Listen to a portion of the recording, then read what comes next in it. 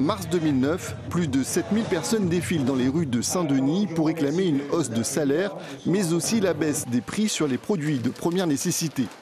À l'appel d'organisations citoyennes avec Jean-Hugues Gratenon à leur tête, mais aussi des organisations syndicales, d'étudiants et avec le soutien de Paul Vergès, alors président de la région, naît le COSPAR, l'acronyme pour Collectif des organisations syndicales, politiques et associatives de la Réunion.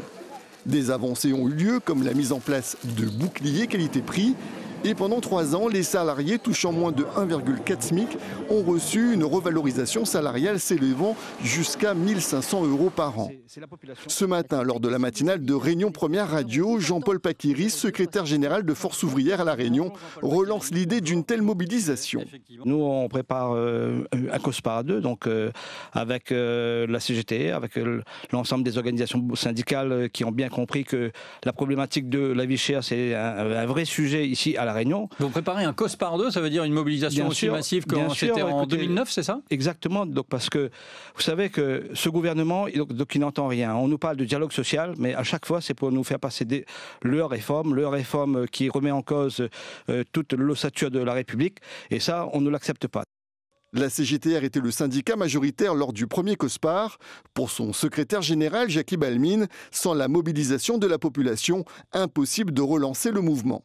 Mon sentiment, c'est que d'abord, sans mobilisation, n'arrête pas de dire, n'aura jamais rien. Ça, c'est une certitude. La mobilisation, malheureusement, le résultat se fait que dans la rue. Parce que bien entendu, ce matin, il disait, une journée, c'est à rien. Mais une journée, il est mieux que de rien faire du tout. Donc, c'est comme ça, c'est en commençant d'abord une journée et de plus en plus, on va mobiliser, de plus en plus, n'aura. Une nouvelle revalorisation des salaires dans une conjoncture économique défavorable n'est pas envisageable pour le patron des patrons réunionnais. Augmenter le coût du travail à La Réunion dans notre contexte très particulier, ça va être un vrai tsunami économique dont les conséquences sont claires. Il va y avoir à la fois des licenciements d'un côté, parce que beaucoup d'entreprises ne résisteront pas à une augmentation du coût du travail, et d'autre part, vraisemblablement aussi une augmentation des prix, parce que là aussi, l'entreprise ne pourra pas tenir. Donc. En Martinique et en Guadeloupe, la mobilisation de la population durant plusieurs jours a amené à la suppression de la TVA sur les produits de première nécessité.